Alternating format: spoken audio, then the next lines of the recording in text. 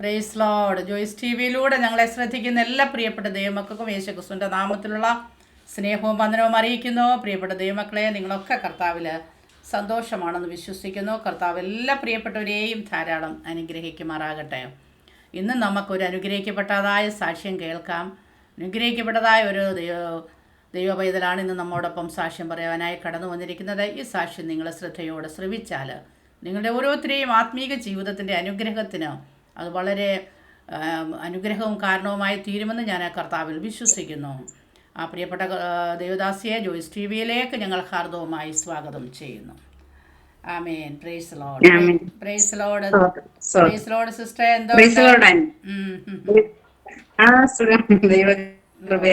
Okay, കർത്താവ് സഹായിക്കട്ടെ. ഞങ്ങളോടൊപ്പം ആയിരിക്കുന്നതിൽ ഞങ്ങൾക്കും സന്തോഷമുണ്ട്. ഓക്കെ, കർത്താവ് സിസ്റ്റർ അനുഗ്രഹിക്കട്ടെ. കാസർഗോഡ് നിന്ന് അല്ലേ? കാസർഗോഡ്. ഓക്കെ, നമുക്ക് സാക്ഷ്യം കേൾക്കാം. കാസർഗോഡ് നിന്ന് കേൾക്കുമ്പോൾ തന്നെ നമുക്കൊരു ഒരു ചെറിയൊരു ഔട്ട്ലൈൻ കിട്ടുമല്ലോ. അപ്പോൾ ആ സിസ്റ്ററിൻ്റെ സാക്ഷ്യം നമുക്ക് ശ്രദ്ധയോടെ കേൾക്കാം. ജീവിതത്തിൻ്റെ അനുഭവത്തിലേക്ക് കടന്നു പോകുന്നതിന് മുന്നമേ തന്നെ നമുക്ക് ദൈവസന്നിധിയിൽ ഒന്ന് പ്രാർത്ഥിക്കാം സിസ്റ്റർ. Hallelujah, hallelujah. സ്തോത്രം, സ്തോത്രം. പരിശുദ്ധ കർത്താവേ, നന്ദി നിറഞ്ഞ ഹൃദയത്തോടെ ഞങ്ങളങ്ങേ വാഴ്ത്തുന്നു, സ്തുതിക്കുന്നു, സ്തോത്രം ചെയ്യുന്നപ്പ. ഞങ്ങളുടെ സാന്നിധ്യം ഞങ്ങളോട് കൂടെ ഇരിക്കുന്നതിനാൽ നന്ദി കർത്താവേ. പ്രിയ സഹോദരിയെ ദൈവരങ്ങളിൽ ഏൽപ്പിച്ച് പ്രാർത്ഥിക്കുന്നു. കർത്താവെ, അതിൻ്റെ ദാസ്യ ദൈവം നടത്തിയ വിധങ്ങൾ വഴികൾ ഒക്കെ കേൾക്കുവാൻ കർത്താവ് സഹായിച്ചാട്ട്. കേൾവിക്കാർക്ക് അത് അനുഗ്രഹമാകട്ടെ. അങ്ങയുടെ നാമം ഈ സാക്ഷ്യത്തിലൂടെ മഹത്വപ്പെടുവാനിടയാകട്ടെ. ഞങ്ങളെ സമർപ്പിക്കുന്നു യേശു ക്രിസ്തുവിൻ്റെ നാമത്തിൽ തന്നെ. ആമേൻ. Praise Lord. ഹല്ലേലൂയ. ആമേൻ, ആമേൻ. ഓക്കെ സിസ്റ്ററെ, കർത്താവ് സഹായിക്കട്ടെ. ഇനിയുള്ള സമയം ഞാൻ സിസ്റ്ററിന് സാക്ഷ്യത്തിന് നൽകി തരികയാണ്. അതിനു മുമ്പേ ഒന്ന് പരിചയപ്പെടുത്തിയാട്ട്, എവിടെ ആരൊക്കെ ഉണ്ട് വീട്ടില് ഒന്ന് പരിചയപ്പെടുത്തിയാട്ട്. Aunty, praise Lord. ദൈവനാമ മഹത്വം മാറാകട്ടെ. ഞാൻ ബിന്ദു. എന്റെ വീട്ടില് എന്റെ ഹസ്ബൻഡ്, മോന്, മോള്, അതടങ്ങുന്നതാണ് എന്റെ കുടുംബം. മോനിപ്പോ ആസാമിൽ സുവിശേഷ വേലയായി ബന്ധപ്പെട്ട് ആസാമിലായിരിക്കുന്നു. മോൾ MBA കഴിഞ്ഞ് ഒരു കമ്പനിയിലോട്ട് ഇപ്പൊ ബാംഗ്ലൂർ ജോയിൻ ചെയ്തിട്ട് ഒരു 3-4 മാസമായി. അതാണ് എന്റെ കുടുംബം എന്ന് പറയുന്നത്. ഓക്കെ, കർത്താവിന് സഹായിക്കട്ടെ. കർത്താവിനെ കണ്ടുമുട്ടിയ അനുഭവങ്ങളൊക്കെ ഉണ്ടല്ലോ, അപ്പൊ അതൊക്കെ നമുക്ക് ശ്രദ്ധയോടെ കേൾക്കാം. ഇനിയുള്ള സമയം ഞാൻ ദേവദാസിക്ക് നൽകി തരികയാണ്. ജീവിതാനുഭവം ഷെയർ ചെയ്താട്ട്. ഓക്കെ. ആമേൻ. Praise the Lord. ദൈവത്തിന്റെ അതിപരിശുദ്ധമായ നാമം മഹത്വപ്പെടുമാറാകട്ടെ.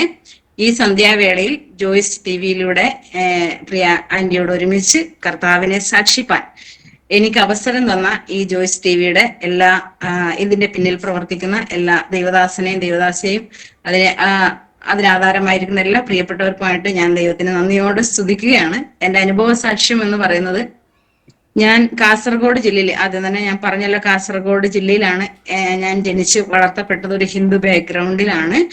അങ്ങനെ ഇരിക്കെ ഒന്നിനും കുറവില്ലാത്തൊരു കുടുംബ പശ്ചാത്തലത്തിലാണ് ഞാൻ ജനിച്ച് വളർത്തപ്പെട്ടത്. അച്ഛൻ ട്രാവലിംഗ് ടിക്കറ്റ് ഇൻസ്പെക്ടർ ആയിരുന്നു ട്രെയിനില്. അപ്പൊ എന്താ വെച്ചാൽ ഒന്നും നമ്മളെ ഒരു ബുദ്ധിമുട്ടും അറിഞ്ഞില്ല. കാരണം എന്റെ ബാല്യകാലം എന്നൊക്കെ പറയുമ്പോൾ ഞാൻ ഇപ്പോഴും ഓർക്കുന്നുണ്ട്. കാരണം വളരെ സന്തോഷവും സമാധാനവും ഒക്കെ നിറഞ്ഞ് അങ്ങനെ ഒരു ജീവിതമായിരുന്നു എന്റേത്. എന്റെ അപ്പനും അമ്മയ്ക്കും, ഞാൻ മൂത്ത മോളാണ്. എന്റെ താഴെ ഒരു അനിയൻ, പിന്നെ ഒരു അനിയത്തി, അതടങ്ങുന്നതാണ് എന്റെ ഫാമിലി. അപ്പം അങ്ങനെ വളരെ ചെറുപ്പത്തിലെ എന്റെ വിവാഹമൊക്കെ നടന്ന് അങ്ങനെ പെട്ടെന്ന് തന്നെ കുഞ്ഞൊക്കെ ഉണ്ടായി. അങ്ങനെ ഒരു 2 വർഷം കഴിയുമ്പോഴത്തേക്കും എന്റെ ഹസ്ബൻഡ് രോഗിയായി തീരുവാനായിട്ട് ഇടയായി തീർന്നു. ഞാൻ എന്റെ ഈ അനുഭവ സാക്ഷ്യം പറയുന്നത് ആരെങ്കിലും താഴ്ത്തി കെട്ടാനോ ഏതെങ്കിലും വ്യക്തികൾക്ക് മനോവിഷമം ഉണ്ടാക്കാനോ അല്ല, മറിച്ച് യേശു എന്റെ ജീവിതത്തിൽ ഇടപെട്ട കാര്യങ്ങളെ കുറിച്ച് എന്റെ അനുഭവ സാക്ഷ്യം പങ്കുവെക്കുന്നതിൽ എനിക്ക് വളരെയധികം സന്തോഷമുണ്ട്. അത് ആരുടെയെങ്കിലും ഹൃദയത്തിൽ സ്വാധീനിക്കുന്നുണ്ടെങ്കിൽ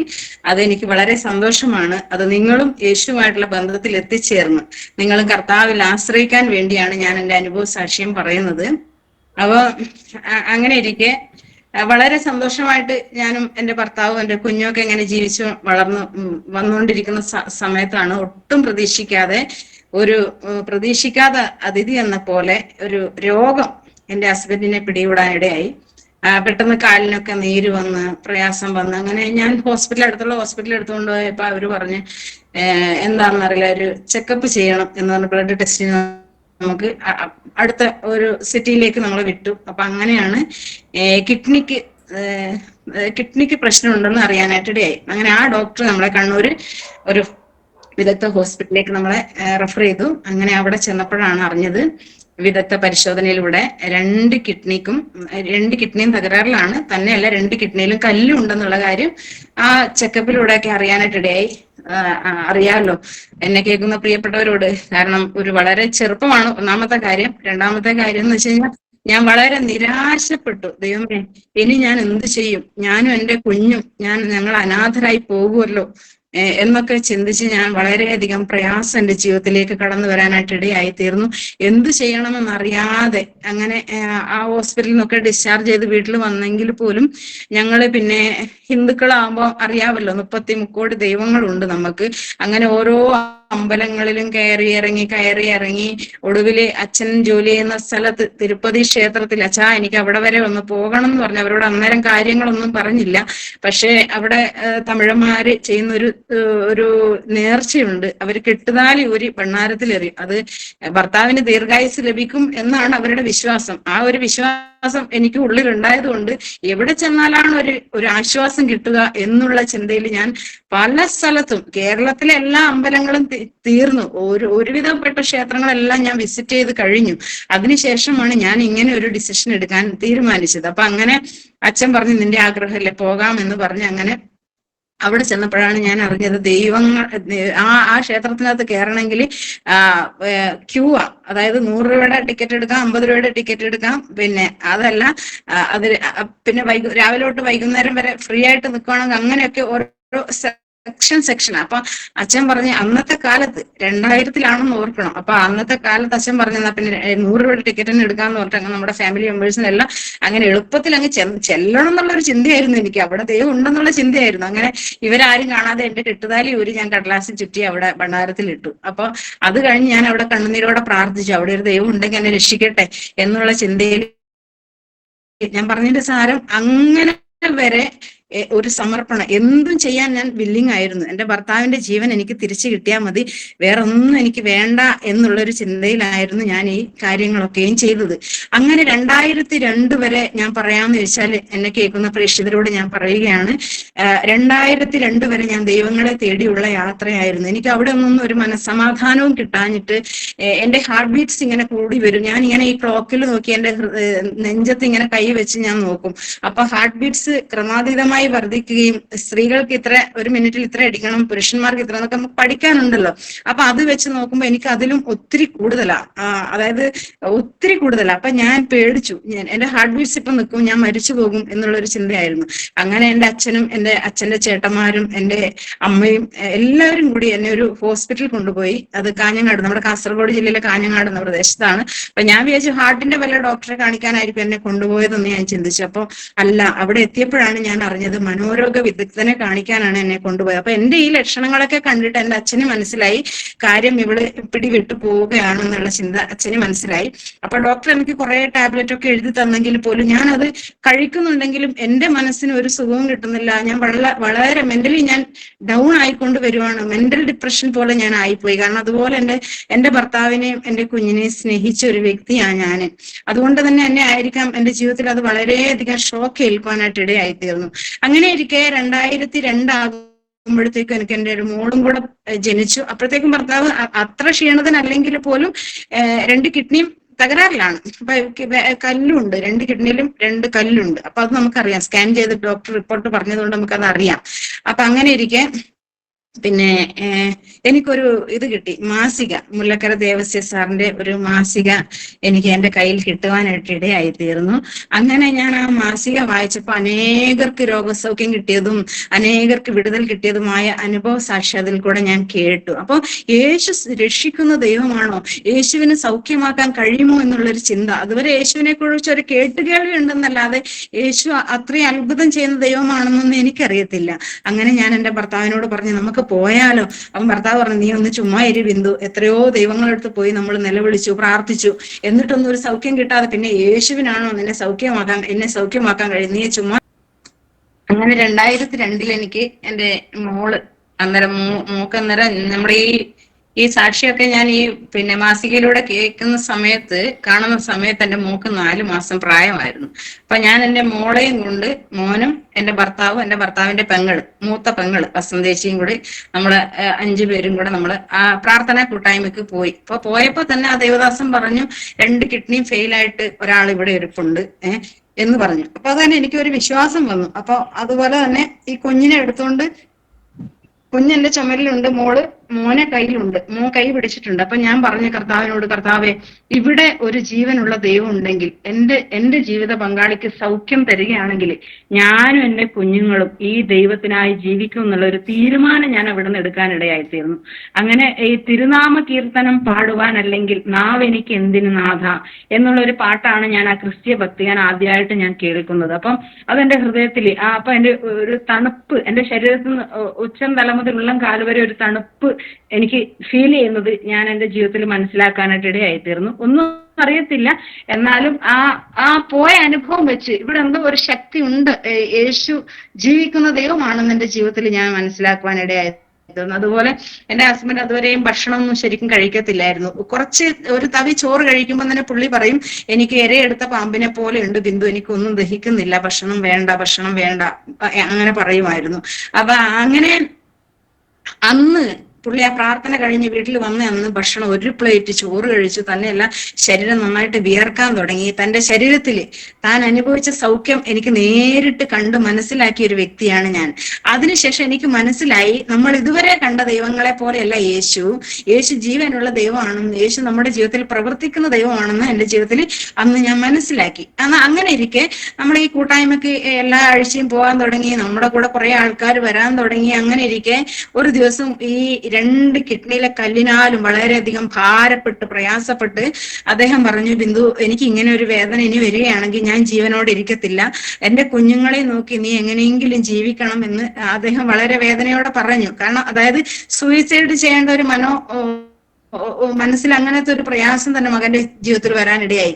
അപ്പൊ ഞാൻ ഉടനെ, അന്നേരം ലാൻഡ് ഫോണേ ഉള്ളൂ, ലാൻഡ് ഫോണിൽ ആ സാറിനെ വിളിച്ചിട്ട്, സാറേ, മുല്ലക്കര ദേവസ്യ, അത് ഒന്ന് പ്രാർത്ഥിക്കാവോ, ഇങ്ങനെ വേദനയാൽ ഭാരപ്പെടുന്നു, ബിന്ദു മോളെ നീ ഒന്ന് അവന് ഫോൺ കൊടുക്കുന്ന ഫോണിലൂടെ പ്രാർത്ഥിച്ചു. അപ്പൊ വീണ്ടും എനിക്ക് ഫോൺ തന്നു, എന്നോട് പറഞ്ഞ്, നിങ്ങൾ 2 പേരും, ഭാര്യയും ഭർത്താവും, മുട്ടുമേൽ നിന്ന് നിങ്ങൾ 2 പേരും കൈകോർത്ത് പിടിച്ച് പ്രാർത്ഥിക്കണം. 10 മിനിറ്റ് കഴിയുമ്പോഴത്തേക്കും 2 കല്ല് കിട്ടും, യൂറിനിലൂടെ പുറത്തു വരുമെന്ന് പറഞ്ഞു.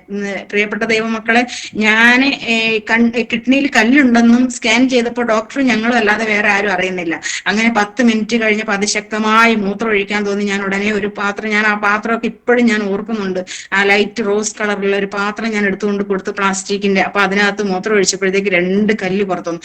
അതെന്റെ ജീവിതത്തിൽ എന്റെ ദൈവം എന്റെ കണ്ണ് തുറപ്പിച്ചൊരു സാക്ഷ്യമായിരുന്നത്. കാരണം ആ ദൈവദാസൻ അത് പറഞ്ഞു, ഒന്നാമത്തെ കാര്യം. രണ്ടാമത്തെ കാര്യം, ആ 2 കല്ലും ഉണ്ടെന്നുള്ള കാര്യം നമുക്കും ദൈവത്തിനും ആ സ്കാൻ ചെയ്ത ഡോക്ടർക്കും അല്ലാതെ വേറെ ആർക്കും അറിയുന്നില്ല. പക്ഷെ അത് അതുപോലെ പുറത്തു വന്ന് പിന്നെ ആ വേദനയാൽ ഭാരപ്പെടേണ്ടി വന്നിട്ടില്ല. പിന്നെ നമ്മുടെ ജീവിതത്തിൽ സന്തോഷം വരാൻ തുടങ്ങി, സമാധാനം വരാൻ തുടങ്ങി, നമ്മുടെ കൂടെ ഒരുപാട് ആൾക്കാർ വരാൻ തുടങ്ങി. ഞങ്ങൾ ട്രക്കറൊക്കെ പിടിച്ച് ആ ആരാധനാലയ പ്രാർത്ഥന നടക്കുന്ന സ്ഥലത്തേക്ക് പോകാൻ ഉള്ള ഒരു ഇതായി. അങ്ങനെ ഇരിക്കെ 2006 ആകുമ്പോഴത്തേക്ക് എന്റെ മനസ്സിൽ ഇങ്ങനെ പറയാൻ തുടങ്ങി, മോളെ, ഇതല്ല ശരിയായ മാർഗം എന്ന് പറഞ്ഞ് സത്യത്തിലും ആത്മാവിലും സത്യത്തിൽ ആരാധിക്കുന്ന ഒരു കൂട്ടത്തിന്റെ അടുക്കിലേക്ക് നീ പോകാനുണ്ട്. അങ്ങനെ ഇരിക്കുകയാണ് ഞങ്ങളുടെ ചർച്ചിലായിരിക്കുന്ന ജോൺസൺ പാസ്റ്ററും വേറെ ദേവദാസനും ഇങ്ങനെ ട്രാക്റ്റ് ഒക്കെ കൊടുത്ത് ഞങ്ങളുടെ വീട്ടിലും തേടി വന്നു. പക്ഷെ അന്നൊക്കെ നമുക്ക് പേടിയായിരുന്നു. കാരണം അവിടുന്ന് ഉപദേശിക്കുന്ന ഉപദേശം എന്ന് പറഞ്ഞാൽ അന്ന് മുല്ലക്കര സാർ രക്ഷയുടെ അനുഭവത്തിൽ ആയിട്ടില്ല. അന്നേരം പറയുന്നത് വെച്ചാൽ പെന്തക്കോസ്തുകാരെ വീട്ടിലേക്ക് അടുപ്പിക്കരുത്, അതായതാന്നൊക്കെ പറഞ്ഞു. അതുകൊണ്ട് എനിക്ക് ഇവരെ കാണുവാൻ പേടിയായിരുന്നു. പക്ഷെ എനിക്ക് ഒന്ന് പോയി നോക്കണം എന്നൊക്കെ ഉള്ളിൽ ആഗ്രഹം ഉണ്ടായിരുന്നെങ്കിലും പേടിയായിരുന്നു. അങ്ങനെ ഇരിക്കെ ഞാൻ ഒരു പ്രാവശ്യം എന്റെ ഭർത്താവിനോട് പറഞ്ഞു, നമുക്ക് പോകാം. പക്ഷെ പുള്ളി വരത്തില്ല. പുള്ളി പാസ്റ്റർ ഫ്രണ്ടിലൂടെ കയറി വന്നാൽ പുള്ളി അടുക്കലൂടെ കയറി പിന്നെ പുള്ളി പുറത്തോട്ട് പോകും. അങ്ങനത്തെ ഒരു അവസ്ഥയായിരുന്നു. കാരണം എങ്ങനെ അങ്ങ് അടുക്കത്തില്ല. പക്ഷെ ഞാൻ പ്രാർത്ഥിച്ചു ദൈവത്തോട്, കർത്താവെ, അങ്ങനെ വേർതിരിയപ്പെട്ട ഒരു ജീവിതം നയിക്കണമെങ്കിൽ ഞാൻ അതിനും തയ്യാറാണ് കർത്താവെ, നീ ഇടപെടണമെന്ന് ഞാൻ ദൈവത്തോട് പ്രാർത്ഥിക്കുവാനായിട്ട് ഇടയായി തീർന്നു. ഞാൻ പറഞ്ഞതിന്റെ സാരം, ദൈവം നമ്മളെ ഒരു വ്യക്തിയിൽ പ്രസാദിച്ചു കഴിഞ്ഞാൽ പിന്നെ അവന്റെ ഗമനത്തെ ദൈവം സ്ഥിരമാക്കുന്ന വചനം തന്നെ പറയുന്നു. അപ്പം എന്നെ അവിടെ നിന്ന് ചിന്തിപ്പിച്ച ഒരു വചനം എന്ന് പറഞ്ഞാൽ അപ്പോസ്തല പ്രവൃത്തി 16 അധ്യായത്തിന്റെ 31 വാക്യമാണ്. കർത്താവായ യേശുവിൽ വിശ്വസിക്കുക, എന്നാൽ നീ നിന്റെ കുടുംബവും രക്ഷ പ്രാപിക്കുക. ആ വചനമാണ് ഞാൻ മുറുകെ പിടിച്ചത്. അങ്ങനെ ഇരിക്കെ ഞാൻ ഒരു പ്രാവശ്യം എന്ത് വന്നാലും സാരമില്ല എന്ന് വെച്ച് ഞാൻ അങ്ങനെ സഭയിലേക്ക് ഞാൻ ഒറ്റയ്ക്കാണ് കടന്നുപോയത്.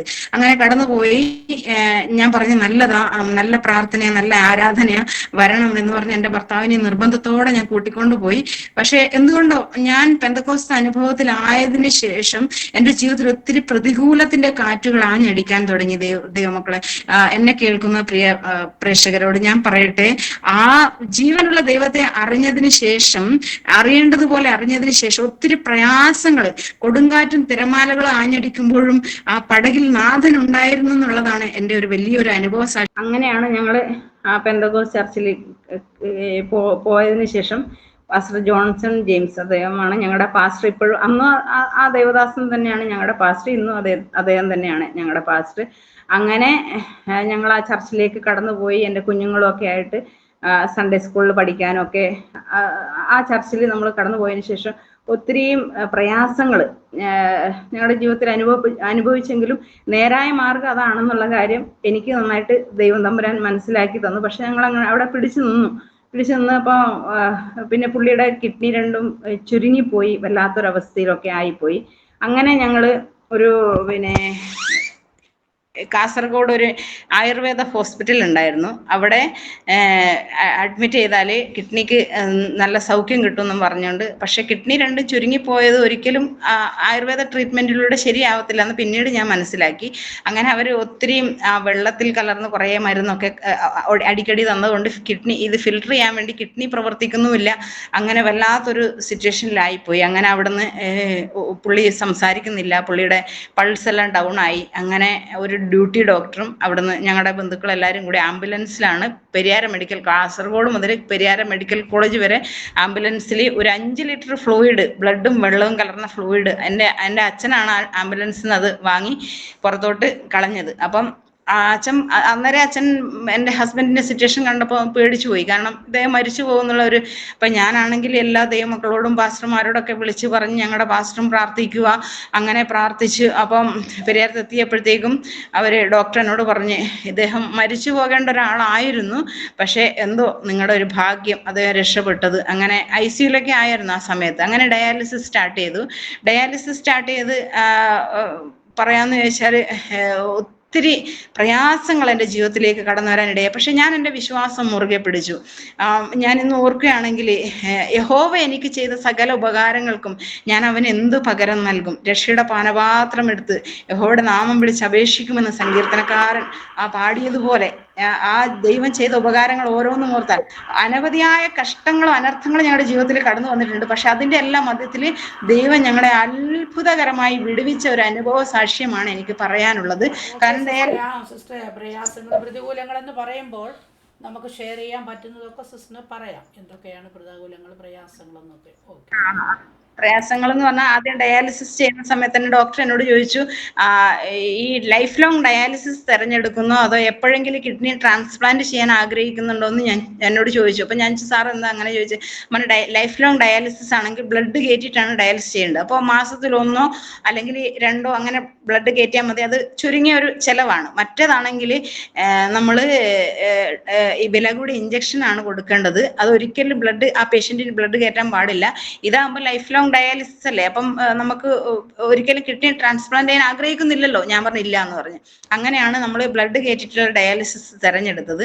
അങ്ങനെ ആദ്യമൊക്കെ ഞങ്ങളുടെ നാട്ടുകാരും സ്വന്തക്കാരും എല്ലാവരും ഞങ്ങളെ സഹായിച്ചു. ഒത്തിരി പേര് അതിന് വേണ്ടുന്ന ഫിനാൻഷ്യൽ ആയിട്ടുള്ള ഒത്തിരി കാര്യങ്ങൾ ചെയ്തെങ്കിലും ലാസ്റ്റ് വരുമ്പോഴത്തേക്കും ഒത്തിരി സാമ്പത്തികമായ പ്രയാസത്തിലൂടെയൊക്കെ ഞങ്ങൾ കടന്നു പോകാനായിട്ട് ഇടയായി തീർന്നു. എന്ത് ചെയ്യും ദൈവമേ, ജീവനുള്ള ദൈവത്തെ അറിഞ്ഞിട്ടും ഓരോരുത്തരും ഞങ്ങളോട് പറയാൻ തുടങ്ങി, നിങ്ങളിങ്ങനെ ഈ ദൈവത്തെ, എൻ്റെ വീട്ടിൽ നിന്ന് തന്നെ പ്രയാസങ്ങൾ എനിക്ക് അനുഭവിക്കാൻ തുടങ്ങി.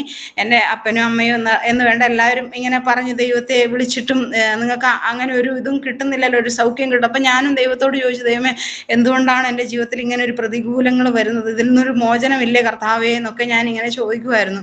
അങ്ങനെ ഇരിക്കുകയാണ് ഒരു ദിവസം എൻ്റെ ഭർത്താവിൻ്റെ മൂത്ത പെങ്ങള് വസന്തേച്ചി എൻ്റെ വീട്ടിൽ വന്നപ്പോൾ ഞങ്ങളുടെ പാസ്റ്റർ തന്നെ ചോദിച്ചു, വസന്തേച്ചി ഇങ്ങനെ കിഡ്നി ട്രാൻസ്പ്ലാന്റ് ചെയ്ത ചെയ്താൽ വരദന് സുഖമാവുമായിരുന്നു എന്നൊക്കെ ഇങ്ങനെ നിങ്ങൾ പറഞ്ഞപ്പോൾ അതിന് വസന്തേച്ചി കിഡ്നി തരുവാണെങ്കിൽ ഇങ്ങനെ എൻ്റെ പാസ്റ്റർ ഇങ്ങനെ വെറുതെ ഒന്ന് പറഞ്ഞത്.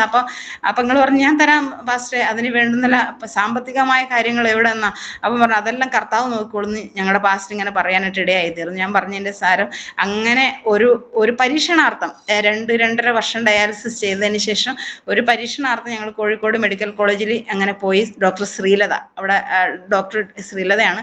അതിന് മുന്നേ പുള്ളിക്ക് ഇങ്ങനെ ഒരു പ്രാവശ്യം ഡയാലിസിസ് ചെയ്യുമ്പോൾ വെന്റിലേറ്ററിലൊക്കെ ആയിപ്പോയായിരുന്നു. വെന്റിലേറ്ററിലായിട്ട് ഡോക്ടർ പറഞ്ഞ് ഇനി അപസ്മാരത്തിന്റെ ടാബ്ലറ്റും കൂടെ കഴിക്കണം. അപസ്മാരം പെട്ടെന്ന് പുള്ളിക്ക് എക്സ്ട്രാ ഒരു അസുഖം കൂടെ വന്നു, അപസ്മാരകം. അങ്ങനെ ഈ അപസ്മാരകം വന്നിട്ട് അതിന്റെയും കൂടെ ടാബ്ലറ്റ് കഴിച്ചുകൊണ്ടിരിക്കുക. 2 രാവിലെ 2 രാത്രിയും വെച്ച് എപ്റ്റോയിൻ 100 mg എന്ന് പറഞ്ഞ ടാബ്ലറ്റ് കഴിച്ചുകൊണ്ടിരിക്കുക.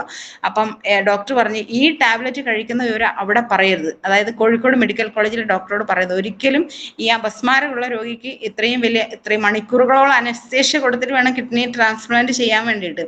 അപ്പൊ അതൊരിക്കലും ചെയ്യാൻ അവര് തുനിയത്തില്ല, ഒരിക്കലും അത് ചെയ്യാൻ വ്യവസ്ഥയില്ല. കാരണം അതുകൊണ്ട് ഇത് കഴിക്കുന്നവർ അവിടെ പറയരുത്, പക്ഷെ നിങ്ങൾ ഇത് കഴിക്കുകയും വേണം. അങ്ങനെ കഴിച്ചുകൊണ്ടുണ്ടായിരുന്നു.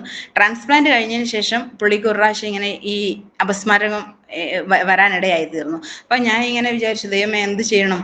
ടാബ്ലറ്റ് കഴിക്കാൻ അവർ ആ ഡോക്ടറോട് എനിക്ക് പറയാനും പറ്റത്തില്ല, എന്നാൽ ഇത് കൊടുക്കാതിരിക്കാനും പറ്റത്തില്ല. അങ്ങനെ 2 കൺഫ്യൂഷനിലായി പോയി ഞാൻ. അങ്ങനെ ഞാൻ രണ്ടും കൽപ്പിച്ച് ആ ടാബ്ലറ്റ് ഞാൻ കൊടുത്തു. പക്ഷെ പരിശുദ്ധാത്മാ എൻ്റെ ഉള്ളിൽ ഒരു ബോധ്യം തന്നു, മകളെ ഇത് കൊടുക്കുന്നത് തെറ്റാ, നീ ചെയ്യുന്നത് തെറ്റാ, കാരണം കിഡ്നി റിജക്റ്റഡ് ആവാനുള്ള സാധ്യത കൂടുതലാണെന്ന് ഉള്ളത് ദൈവാത്മാവ് എന്നെ ഓർമ്മിപ്പിച്ചു. പക്ഷെ അങ്ങനെ ഞാൻ വിചാരിച്ചു, ദൈവം ഇത്രയും അത്ഭുതം എൻ്റെ ജീവിതത്തിൽ ചെയ്തു. അടിയൻ്റെ ജീവിത പങ്കാളിയായിട്ടുള്ള ബന്ധത്തിലും അടിയൻ്റെ കുഞ്ഞുങ്ങളായിട്ടുള്ള ബന്ധത്തിലും ഒത്തിരി അത്ഭുതങ്ങൾ ദൈവം ചെയ്തു. അങ്ങനെയെങ്കിൽ ഈ അപസ്മാരക രോഗം മാറ്റാൻ ദൈവത്തിന് ഒരു നിമിഷം മതിയല്ലോ എന്നും പറഞ്ഞ് ഞാൻ ആ കോഴിക്കോട് നമ്മൾ വാടകയ്ക്ക് എടുത്ത വീട്ടിൽ, ഞങ്ങൾ ആ മെഡിക്കൽ കോളേജിൻ്റെ അടുത്ത് ഒരു വാടകയ്ക്ക് വീടെടുത്തിട്ടാണ് നമ്മൾ ട്രീറ്റ്മെന്റ് ചെയ്യുന്നത്. അപ്പൊ അങ്ങനെ ട്രാൻസ്പ്ലാന്റ് കഴിഞ്ഞു. ജൂണിൽ ട്രാൻസ്പ്ലാന്റ് കഴിഞ്ഞു, ജൂൺ 23-ന് ട്രാൻസ്പ്ലാന്റ് കഴിഞ്ഞു. അത് 1 മാസം കഴിഞ്ഞിട്ടാണ് ഈ പുള്ളിക്ക് അസുഖം വരുന്നത്. അങ്ങനെ ഞാൻ മുട്ടുമേൽ നിന്നിട്ട് ഒരു ഭാഗത്ത് ഒരു കയ്യിൽ എൻ്റെ ഈ ടാബ്ലറ്റിന്റെ ബോട്ടിലുണ്ട്, എപ്റ്റോയിൻ 100 mg എന്ന് പറയുന്നത്. മറ്റൊരു കൈ എൻ്റെ സ്വർഗത്തിലേക്ക് ഞാൻ ഉയർത്തിപ്പിടിച്ച് ഞാൻ കർത്താവിനോട് പ്രാർത്ഥിച്ചു, ദൈവമായ കർത്താവേ, അങ്ങ് അത്ഭുതങ്ങളുടെ ദൈവമാണല്ലോ, അങ്ങേക്ക് 1 സെക്കൻഡ് മതി, ഏത് അസുഖമായാലും മാറ്റാൻ 1 സെക്കൻഡ് മതി. ഇത്രയും എൻ്റെ ജീവിതത്തിൽ അത്ഭുതം ചെയ്തവനായ കർത്താവ് ഈ രോഗത്തിൽ നിന്ന് എനിക്ക് വിടുതൽ തരുമെന്ന് ഞാൻ ഉറച്ച് വിശ്വസിപ്പാനായിട്ടിടയായി. വിശ്വസിക്കുന്നവർക്കാണ് ദൈവം അത്ഭുതം ചെയ്യുന്നത്. അപ്പൊ അങ്ങനെ ഞാൻ വിശ്വസിച്ചുകൊണ്ട് ഞാനൊരു 20 മിനിറ്റ് ആ മുട്ടുമേൽ നിന്ന് പ്രാർത്ഥിച്ചിട്ട് ഞാൻ പറഞ്ഞു, കർത്താവായ യേശുവിന്റെ നാമത്തിൽ ഞാൻ ഈ ടാബ്ലറ്റ് കാട്ടിലേക്ക് വലിച്ചെറിയുകയാണെന്നും പറഞ്ഞ് ഞാൻ എറിഞ്ഞു, വിശ്വാസത്താൽ എറിഞ്ഞു. അങ്ങനെ പറയാമെന്ന് വിചാരിച്ചാല് ആ വിശ്വാസത്താൽ ആ ടാബ്ലറ്റ് ഞാൻ അവിടെ തന്നെ വെച്ച് ദൈവത്തോട് പിന്നെയും പ്രാർത്ഥിക്കുകയാണെങ്കിൽ ചിലപ്പോൾ ഒരുപക്ഷെ ആ അസുഖം പിന്നെയും തിരിച്ചു വന്നേനെ. പക്ഷെ എൻ്റെ വിശ്വാസം എന്ന് പറഞ്ഞാൽ എൻ്റെ ദൈവം ഈ പ്രയാസഘട്ടത്തിൽ എൻ്റെ ദൈവം അത്ഭുതം ചെയ്യുമെന്ന് ഞാൻ പൂർണ്ണമായിട്ടും ദൈവത്തോട് ഏറ്റു പറഞ്ഞ് വിശ്വസിപ്പാനിടയായി തീർന്നു. അന്ന് ആ ജൂലൈയിൽ മാറിയ ആ അപസ്മാരകത്തിന്റെ അസുഖം ഇന്നും വന്നിട്ടില്ല എന്ന് വേണ്ട. ഒത്തിരി പ്രയാസങ്ങളും പ്രതികൂലങ്ങളും അങ്ങനെ ഇരിക്കെ ഈ കിഡ്നിയൊക്കെ മാറ്റി വെച്ച് ഞാനും എൻ്റെ ഹസ്ബൻഡും കൂടെ ഒരു കമ്പനിയിൽ ജോലി ചെയ്യുമായിരുന്നു. അപ്പോൾ ഈ കമ്പനിയിൽ ജോലി ചെയ്തുകൊണ്ടിരിക്കുന്ന സമയത്ത് പുള്ളി ഒന്ന് വീണിട്ട് കാലിൻ്റെ എല്ല് പൊട്ടിയിട്ട്, അപ്പോൾ വേഗം ഈ കാലിന് നീരൊക്കെ വന്നപ്പോൾ ഞാൻ അടുത്തുള്ള ഒരു ഹോസ്പിറ്റലിൽ കൊണ്ടുപോയപ്പോൾ ഡോക്ടർ പറഞ്ഞ് ഈ കിഡ്നിയുടെ എല്ല് ഇങ്ങനെ പൊട്ടി. അപ്പോൾ നമുക്ക് എക്സ്റേയിലൂടെ കാണാൻ പറ്റുന്നുണ്ട്, എല്ലിങ്ങനെ വിട്ടു നിൽക്കുക. അപ്പോൾ എനിക്ക് ശരിക്കും മനസ്സിലായി ഇത് എല്ലിന് നല്ല സ്ക്രാച്ച് അല്ല, പക്ഷെ വിട്ടു നിൽക്കുക, എല്ല് പൊട്ടിക്കിടക്കുക. അപ്പൊ അങ്ങനെ അകത്ത് ഭയങ്കര പ്രശ്നമാണ്, നിങ്ങൾ മെഡിക്കൽ കോളേജിൽ തന്നെ കൊണ്ടുപോകണം. എന്നിട്ട് അങ്ങനെ ഞാൻ കോഴിക്കോട് മെഡിക്കൽ കോളേജിൽ കൊണ്ടുപോയി അവിടെയുള്ള ഒരു ഓർത്തോ വിഭാഗത്തിൽ കാണിച്ച സമയത്ത് ഒരു 3 ഡോക്ടർ ആ ടേബിളിന് ചുറ്റും ഇരിക്കുക, ഞാനും. അപ്പോൾ ആ ഡോക്ടേഴ്സ് ജൂനിയർ ഡോക്ടേഴ്സാണ്. അവരെന്നോട് പറഞ്ഞ് ഇത് ആൻറ്റി ഇത് ഓപ്പറേഷൻ ചെയ്യേണ്ട ഒരു കേസാണ്, അത് കിഡ്നി ട്രാൻസ്പ്ലാന്റ് ചെയ്ത ഒരാളായതുകൊണ്ട് വില കൂടിയ ആന്റിബയോട്ടിക് ഒക്കെ കൊടുക്കേണ്ടതുണ്ട്. അപ്പോൾ കിഡ്നി റിജക്റ്റഡ് ആകാനുള്ള സാധ്യത 90% കൂടുതലാണ്. അപ്പോൾ എന്ത് ചെയ്യണം, നിങ്ങളുടെ സൈൻ വേണം, ഓപ്പറേഷൻ ചെയ്യേണ്ടത് അത്യാവശ്യമാണ് താനും, പക്ഷെ കിഡ്നിക്ക് ഇങ്ങനെ പ്രശ്നം വരാനും സാധ്യതയുണ്ട്. അപ്പം ഞാൻ പറഞ്ഞ 1 മിനിറ്റ് എനിക്ക് എൻ്റെ ഒരു ദൈവദാസനോട് വിശ്വസിച്ചു. ഞാൻ എന്ത് തന്നെ പ്രയാസം വന്നാലും ഞങ്ങളുടെ പാസ്റ്ററോട് ആദ്യം ഞാൻ വിളിച്ച് കാര്യങ്ങൾ പറയും. പാസ്റ്ററെ ഇങ്ങനെ ഇരിക്കുന്നു, എന്ത് ചെയ്യും. അപ്പൊ അദ്ദേഹം എനിക്ക് വേണ്ടുന്ന ആലോചന പറഞ്ഞു തരും. അതുകൊണ്ട് ഞാൻ എല്ലായിടവും പോകുമ്പോൾ ഞാൻ സാക്ഷ്യം പറയാറുണ്ട്. എൻ്റെ ഏറ്റവും വിലപ്പെട്ട ഒരു പ്രവാചകൻ എന്ന് പറയുന്നത് ഞങ്ങളുടെ പാസ്റ്റർ തന്നെയാണ്. കാരണം ഓരോ പ്രാവശ്യവും എനിക്ക് വേണ്ടുന്ന ആലോചന പറഞ്ഞെന്ന്, ബിന്ദു സിസ്റ്ററെ, ഭരതം ബ്രദർ ജീവിക്കുന്നത് ദൈവത്തിന്റെ കൃപയാലാണ്, എന്തിനു ഭയപ്പെടണം എന്നൊക്കെ പറഞ്ഞ് എന്നെ ആശ്വസിപ്പിക്കുന്ന എൻ്റെ ദൈവദാസനായിരുന്നു. അങ്ങനെ പാസ്റ്റർ പറഞ്ഞ്, ഒരിക്കലും ഓപ്പറേഷൻ ചെയ്യല്ലേ, അതിന് പകരം അവരോട് പ്ലാസ്റ്റർ ഇട്ട് തരാൻ പറ, അത് ഇട്ടിട്ട് നമുക്ക് നോക്കാം, പ്രാർത്ഥിക്കാന്ന് പറഞ്ഞു, ഇങ്ങോട്ട് കൊണ്ടുവരാൻ പറഞ്ഞു. അങ്ങനെ അവിടുന്ന് കാല് തൊട്ട് മുട്ടിന്റെ മേലെ വരെ ശരിക്കും പ്ലാസ്റ്റർ ചെയ്ത് തന്നു. അങ്ങനെ വിശ്വാസത്താൽ. അപ്പൊ ആ ഡോക്ടർ എന്നോട് പറഞ്ഞ്, ആ 3 ഡോക്ടർമാരും എന്നോട് പറഞ്ഞു, ഇത് ഒരു 15 വയസ്സ് താഴെയുള്ള കുഞ്ഞുങ്ങൾക്കൊക്കെ ആണെങ്കിൽ ചിലപ്പോൾ ഒരു പക്ഷേ സക്സസ് ആയേനെ, പക്ഷെ ഇത്രയും ഏജ് ഉള്ള ഒരാൾക്ക് ഒരിക്കലും അത് സക്സസ് ആവത്തില്ല എന്ന് പറഞ്ഞപ്പോൾ ദൈവം എൻ്റെ ജീവിതത്തിൽ നടത്തിയ ഓരോ കഥകളും ഞാൻ ആ ഡോക്ടർമാരോട് പറയാനായിട്ട് ഇടയായിത്തീർന്നു. അപ്പൊ അങ്ങനെ പറഞ്ഞു, അങ്ങനെ ആന്റിയുടെ വിശ്വാസം അങ്ങനെയാണെങ്കിൽ ഞങ്ങൾ പ്ലാസ്റ്റർ ഇട്ട് തരാം, പക്ഷേങ്കിൽ അത് എത്രത്തോളം സക്സസ് ആവും നമുക്കറിയത്തില്ല എന്ന് പറഞ്ഞു. അങ്ങനെ 3 ആഴ്ചയാണ് ആ പ്ലാസ്റ്റർ ഇടാൻ പറഞ്ഞത്. പക്ഷെ 2 ആഴ്ച കഴിയുമ്പോഴത്തേക്ക് എൻ്റെ ഭർത്താവ് യേശുവിന്റെ നാമത്തിൽ ആ പ്ലാസ്റ്റർ തന്നെത്താൻ അങ്ങ് ബ്ലേഡ് കൊണ്ട് കട്ട് ചെയ്ത് അങ്ങനെ യേശുവിന്റെ നാമത്തിൽ ഞാനിങ്ങനെ പ്രാർത്ഥിച്ചു, ദൈവമേ, ഏദൻ തോട്ടത്തിൽ ആദാമിനെ ഉറക്കിക്കിടത്തി ആദ്യത്തെ ഓപ്പറേഷൻ ചെയ്തത് കർത്താവ, ആ ദൈവം ഈ മകന്റെ കാലിന്റെ പ്രയാസങ്ങൾ മാറ്റി പരിപൂർണ സൗഖ്യം തരണമേ എന്ന് ഞാൻ പ്രാർത്ഥിച്ച സമയത്ത് വിശ്വാസത്താൽ ഞങ്ങൾ അതിനുശേഷം ഇന്നും ഞങ്ങൾ എക്സ്റേ ഒന്നും എടുത്ത് നോക്കിയിട്ടില്ല. പക്ഷെ വിശ്വാസത്താൽ എൻ്റെ ഭർത്താവ് നടന്നു, ആ സൗഖ്യം ഇന്ന് വരെയും താൻ അനുഭവിച്ചു പോകുന്നു. അങ്ങനെ ഒത്തിരി അത്ഭുതങ്ങളുടെ ഒരു നീണ്ട കഥ എൻ്റെ ജീവിതത്തിൽ പറയുവാനുണ്ട്. അങ്ങനെ ഒത്തിരിയും പ്രയാസങ്ങൾ അനുഭവിച്ചിട്ടുണ്ട് ജീവിതത്തിൽ. എന്നാൽ അതിൻ്റെ എല്ലാം മധ്യത്തിൽ ദൈവം അതിനെല്ലാം ഒരു നീക്കുപോക്ക്. നീതിമാന്റെ അനർത്ഥങ്ങൾ അസംഖ്യമാകുന്നു, എന്നാൽ അവ എല്ലാറ്റിൽ നിന്നും യഹോവ അവനെ വിടുവിക്കുന്നു പറഞ്ഞ പോലെ കർത്താവ് അത്ഭുതകരമായിട്ട് അടിയന്റെ കുടുംബത്തെയും നടത്തിയിരുന്നു. അങ്ങനെ ഒരു മകനെ കേന്ദ്രീയ വിദ്യാലയത്തിലാണ് ഞാൻ പഠിപ്പിച്ചത്. കാരണം അവൻ കൈ വളരുന്നുണ്ടോ കാല് വളരുന്നുണ്ടോ എന്ന് നോക്കിക്കൊണ്ട് അവനെ പഠിപ്പിച്ചൊരു ആളാക്കണം എന്നുള്ളൊരു ചിന്തയായിരുന്നു എനിക്ക്. മോളെ പഠിപ്പിക്കാനാകുമ്പോഴത്തേക്കും ഈ ഭർത്താവ് വളരെ രോഗിയായി തീർന്നുകൊണ്ട് അടുത്തുള്ള ഒരു സ്കൂളിൽ, സാധാ മലയാളം മീഡിയം സ്കൂളിൽ ചേർക്കാനായിട്ട് ഇടയായി തീർന്നു. അങ്ങനെ അവനൊരു +2 ഒക്കെ കഴിയുമ്പോഴത്തേക്കും അവനിങ്ങനെ ഈ ലോകപ്രകാരമുള്ള അതിനെക്കാട്ടിലും കൂടുതലായിട്ട് അവൻ വഷളായി തീരുവാനായിട്ട് എനിക്ക് അനുഭവിക്കാൻ പറ്റുന്നുണ്ട് അവൻ്റെ ഓരോ സാമീപ്യവും. പക്ഷെ എനിക്ക് എന്ത് ചെയ്യാൻ പറ്റും? ഞാൻ പ്രാർത്ഥിച്ചു. ഹന്ന ദൈവസന്നിധിയിൽ ഒരു മകന് വേണ്ടി ഹന്ന കരഞ്ഞെങ്കിൽ ഞാൻ എൻ്റെ നഷ്ടപ്പെട്ടുകൊണ്ടിരിക്കുന്ന മകന് വേണ്ടി ഞാൻ കരയുവാനായിട്ട് ഇടയായി തീർന്നു. ദൈവമേ, അങ്ങ് എൻ്റെ മകനെ സന്ദർശിക്കണമേ, അങ്ങ് എൻ്റെ മകനെ സൗഖ്യമാക്കണമേ എന്ന് പറഞ്ഞ് ഞാൻ ജോലി ചെയ്യുന്ന സ്ഥലത്തും ഞാൻ എപ്പോഴും ഇവന് വേണ്ടി കണ്ണുനീരൊഴുക്കുമായിരുന്നു. പക്ഷെ ഇവൻ ഓരോ ദിവസം കഴിയുമ്പോഴും എന്നോട് എൻ്റെ ബന്ധുക്കളും ആൾക്കാരൊക്കെ പറഞ്ഞു വന്നു, ബിന്ദു, നീ ശ്രദ്ധിക്കുന്നില്ലേ, നിന്റെ മോൻ ഇങ്ങനെ വല്ലാത്തൊരു ഇതിലാണ് പോയിക്കൊണ്ടിരിക്കുന്നത്, അവൻ ഇങ്ങനെ കഞ്ചാവിനൊക്കെ അഡിക്റ്റ് ആയിട്ടുണ്ടെന്ന് അറിയാൻ കഴിഞ്ഞെന്നൊക്കെ എല്ലാവരും വന്ന് പറയുമ്പോഴാണ് ഞാൻ അറിയുന്നത്. അപ്പം എനിക്ക് എന്ത് ചെയ്യാൻ പറ്റും?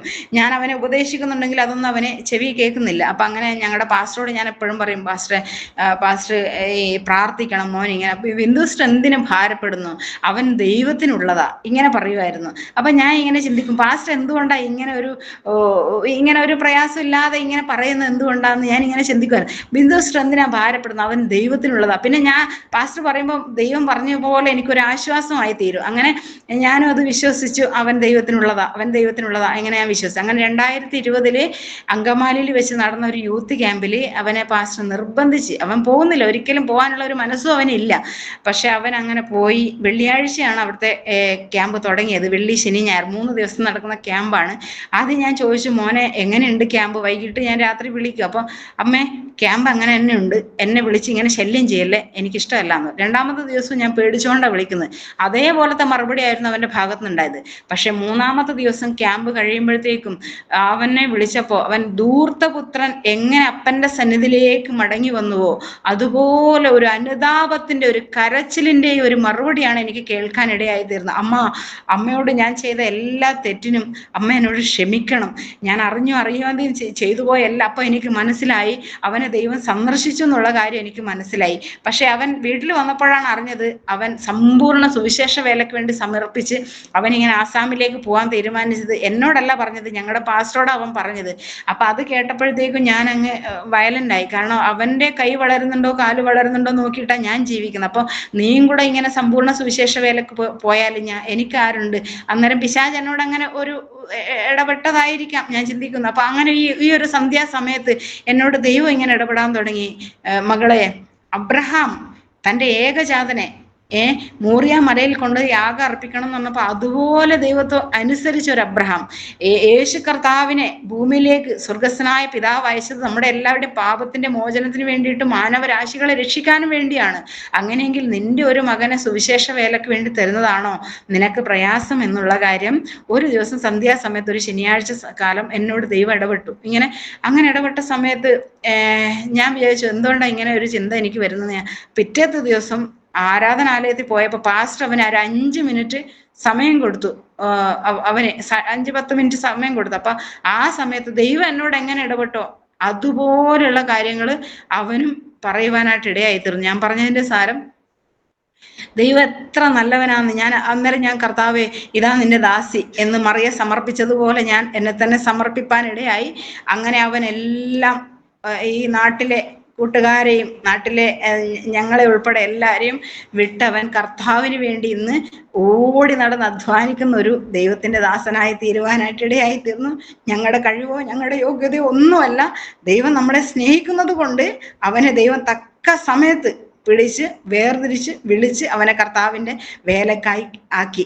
അപ്പൊ മോൾ അങ്ങനെ +2 വരെ അവള് മലയാളം മീഡിയമാണ് പഠിച്ചത്. അപ്പൊ അവൾക്കൊരാഗ്രഹം, അമ്മ എനിക്കൊന്ന് കേരളത്തിന് വെളിയിലൊന്ന് പോയി പഠിക്കണമായിരുന്നു അവൾ ആഗ്രഹം പറഞ്ഞപ്പോ പാവം അതിനെ ഞാൻ മലയാളം മീഡിയത്തിൽ അവൾക്ക് വേണ്ടി ഒന്ന് ചെലവാക്കാൻ എനിക്ക് പറ്റിയില്ല. അപ്പൊ ഞാൻ പറഞ്ഞു, മോളെ നിന്റെ ആഗ്രഹം അങ്ങനെയാണെങ്കിൽ നീ പാസ്റ്റർ അങ്കിളിനോട് പറ. അപ്പോഴത്തേക്ക് എല്ലായിടത്തും അഡ്മിഷൻ എല്ലാം ക്ലോസ് ആയി തീർന്നു. അപ്പൊ പാസ്റ്റർ പറഞ്ഞു, അവിടെയും ദൈവത്തിന്റെ ഒരു പ്രവൃത്തിയായിരുന്നു. പാസ്റ്റർ പറഞ്ഞു, മോളെ നീ അങ്ങനെ ആഗ്രഹിക്കുന്നുണ്ടെങ്കിൽ നിനക്ക് വേണ്ടി ഒരു സീറ്റ് കർത്താവ് ഒരുക്കും എന്ന് പറഞ്ഞു. നമ്മുടെ ദൈവം ജീവനുള്ള ദൈവമാണെന്ന് പറഞ്ഞു. അപ്പൊ അങ്ങനെ മംഗലാപുരത്ത് വേറൊരാളെ കൊണ്ട് അന്വേഷിച്ചപ്പോ സെന്റ് ആഗ്നസിൽ ഒരു സീറ്റ്, ബികോമിന് ഒരു സീറ്റ്. അപ്പൊ ദൈവദാസൻ പറഞ്ഞ വാക്ക് എത്രത്തോളം പവർ ഉള്ളതാണെന്ന് ഞാൻ എൻ്റെ ജീവിതത്തിൽ അനുഭവിച്ചറിയാനായിട്ട് ഇടയായി തീർന്നു. എന്നെ കേൾക്കുന്ന പ്രിയപ്പെട്ട പ്രേക്ഷകരോട് എനിക്ക് പറയാനുള്ളത്, അബ്രഹാം വിശ്വസിച്ചു, അത് അവന് നീതിയായി കണക്കിട്ടു. നമ്മുടെ ഓരോരുത്തരുടെയും വിശ്വാസമാണ് ദൈവം നോക്കുന്നത്. വിശ്വസിച്ചാൽ നീ ദൈവത്തിന്റെ മഹത്വം കാണുമെന്നാണ് കർത്താവിന്റെ വചനം നമ്മളെ പഠിപ്പിക്കുന്നത്. അങ്ങനെയെങ്കിൽ ഓരോ പ്രിയപ്പെട്ടവരും കർത്താവിൽ വിശ്വസിക്കുന്നവർക്ക് വേണ്ടി ദൈവം ഇറങ്ങി വന്ന് അത്ഭുതം ചെയ്യുമെന്ന് എൻ്റെ അനുഭവ സാക്ഷ്യത്തിലൂടെ ഞാൻ പറയുകയാണ്. അങ്ങനെ മോളെ അവിടെ ചേർത്തു. ആ +2 വരെ അവർ മലയാളം മീഡിയത്തിലായതുകൊണ്ട് അവൾക്ക് ഇംഗ്ലീഷ് ഒന്നും അവൾക്ക് അങ്ങനെ അറിയുന്നില്ല. ടീച്ചേഴ്സ് സംസാരിക്കുന്ന എല്ലാ പിള്ളേരും നല്ലതായിട്ട് പഠിക്കുന്ന, ഇവക്ക് മാത്രം ഒന്നും അറിയുന്നില്ല. അവസാനം ഇവളെ ക്ലാസ്സിൽ നിന്ന് പുറത്താക്കി ടീച്ചർ. ഇവള് ക്ലാസ്സിന് വെളിയിൽ നിന്ന് കരയാൻ തുടങ്ങി. കരഞ്ഞപ്പോ നീ എന്തിനാ കരയുന്നെന്ന് ടീച്ചർ ചോദിച്ചു. അപ്പൊ ടീച്ചർ, ഞാൻ എൻ്റെ പാരൻസിനെ ഓർത്തുപോയി. നീ ഓർക്കണം, അതിനു വേണ്ടിയിട്ടാണ് ഞാൻ നിന്നെ വെളിയിൽ നിർത്തിയത്. ഞാൻ പറഞ്ഞു, മോളെ ദൈവം ശലോമോന് വിജ്ഞാനം വർദ്ധിപ്പിച്ചു കൊടുത്ത ദൈവമാണ്. ഞാൻ അവളെ വചനം പറഞ്ഞ് ഉറപ്പിക്കാൻ തുടങ്ങി. മോളൊരു കാര്യം ചെയ്യും, യാക്കോബിന്റെ ലേഖനം 1-ാം അധ്യായം അതിന്റെ 5-ാമത്തെ വാക്യം, നിങ്ങളിൽ ആർക്കെങ്കിലും ജ്ഞാനം കുറവാകുന്നെങ്കിൽ ഭർഷിക്കാതെ എല്ലാവർക്കും ഔദാര്യമായി കൊടുക്കുന്ന ദൈവത്തോട് അവൻ യാചിക്കട്ടെ, അപ്പോഴവന് ലഭിക്കും എന്ന് പറഞ്ഞാൽ അത് ലഭിക്കുക തന്നെ ചെയ്യും മോളെ. അപ്പൊ 111-ാം സങ്കീർത്തനത്തിന്റെ 11-ാമത്തെ വാക്യം ഞാൻ പറഞ്ഞു കൊടുത്തു. യഹോഭക്തി ജ്ഞാനത്തിന്റെ ആരംഭമാകുന്നു, അത് ആചരിക്കുന്ന എല്ലാവർക്കും നല്ല ബുദ്ധിയുണ്ട്. ഈ 2 വചനം എന്നെ കേൾക്കുന്ന പ്രിയ പ്രേക്ഷിതരെ, ഈ 2 വചനമാണ് ഞാൻ എൻ്റെ മോളോട് പറഞ്ഞു കൊടുത്തത്. മോൾ ഇത് വായിച്ച് ധ്യാനിക്കാൻ തുടങ്ങി, അവള് പഠിക്കാൻ തുടങ്ങി. ബികോം നല്ല മാർക്കോടെ അവൾ ജയിച്ചു. അവൾക്ക് പിന്നെ ഒരു ആഗ്രഹം MBA പഠിക്കണമെന്ന്. എന്നെ കേൾക്കുന്ന പ്രിയപ്പെട്ടവരോട് ഞാൻ പറയാനിടയാകട്ടെ, അവള് MBA ഫസ്റ്റ് ക്ലാസ്സോടെ ആ കോളേജിൽ വെച്ച് തന്നെ അവൾക്ക് നല്ല മാർക്കോടെ ജയിച്ചവള് നല്ല മിടുക്കിയായിട്ട് ജയിച്ചു വരുവാൻ തക്കോണം. ഇതെല്ലാം നൽകുന്നത് സ്വർഗത്തിലെ ദൈവമാണ്. കാരണം നമുക്കൊരു കഴിവുമില്ല, നമുക്കൊരു യോഗ്യതയില്ല, നമുക്ക് പുകഴുവാൻ നമുക്ക് ഒന്നുമില്ല. കാരണം നമ്മൾ കർത്താവിൽ നമ്മൾ വിശ്വസിക്കുന്ന സമയത്താണ് ദൈവം നമ്മുടെ ജീവിതത്തിൽ ഓരോ അത്ഭുതങ്ങളും ചെയ്യുന്നത്. എൻ്റെ അനുഭവത്തിൽ കൂടെ ഞാൻ പറയാനായിട്ട് ഇടയായത്. അങ്ങനെ ആ ജൂലൈ മാസത്തിൽ അവള് ബാംഗ്ലൂരിന്റെ ജൂൺ മാസത്തിൽ അവൾ ബാംഗ്ലൂരിന്റെ പരിസരത്ത് പോകാനായിട്ട് ഇടയായി തീർന്നു. പക്ഷെ 2 മാസം PG നിന്നിട്ട് അവൾക്ക് ജോലിയൊന്നും ലഭിക്കുന്നില്ല. അപ്പൊ അവള് കർത്താവിനോട് പറഞ്ഞു, കർത്താവെ, ആഗസ്റ്റ് ലാസ്റ്റിനുള്ളിൽ എനിക്കൊരു ജോലി ദൈവം തന്നേ പറ്റൂ കർത്താവെ. അവള് തന്നെ പ്രാർത്ഥിക്കാൻ തുടങ്ങി. ഞാൻ പറഞ്ഞു, മോളെ, അപ്പനും അമ്മയും മോൾക്ക് ഇതുവരെ വേണ്ടി പ്രാർത്ഥിച്ചു, ഇനിയും പ്രാർത്ഥിക്കും. പക്ഷെ നീയും പ്രാർത്ഥനയിൽ ശക്തിപ്പെടണം, നീയും ദൈവത്തോട് വിശ്വാസത്തോടെ പ്രാർത്ഥിക്കണം എന്ന് ഞാൻ എൻ്റെ മോളോട് പറയുവാനായിട്ട് ഇടയായി തീർന്നു. അങ്ങനെ അവള് പറഞ്ഞു, കർത്താവെ, എനിക്ക് ആഗസ്റ്റ് 31 ഉള്ളിൽ തന്നെ എനിക്ക് ഒരു ജോലി ലഭിക്കണമേ എന്ന് പറഞ്ഞിട്ട് നല്ലൊരു കമ്പനിയിൽ അവൾക്ക് ആ ജോലി എൻ്റെ ദൈവം നൽകി കൊടുക്കുവാനായിട്ട് ഇടയായി തീർന്നു. ഓരോന്ന് ഓർത്താല് ഒരു പാട്ടിന്റെ ഈരടികൾ ഞാൻ ഇങ്ങനെ ഓർക്കുകയാണ്. കരഞ്ഞു കൊണ്ടുറങ്ങിയ എത്രയോ രാവുകൾ ജീവിതയാത്രയിൽ കഴിഞ്ഞു പോയി. കരഞ്ഞു കൊണ്ടുറങ്ങിയ എത്രയോ രാവുകൾ ജീവിതയാത്രയിൽ കഴിഞ്ഞു പോയി. ഞെട്ടിയുണർന്നു ഞാൻ നോക്കുന്ന നേരം.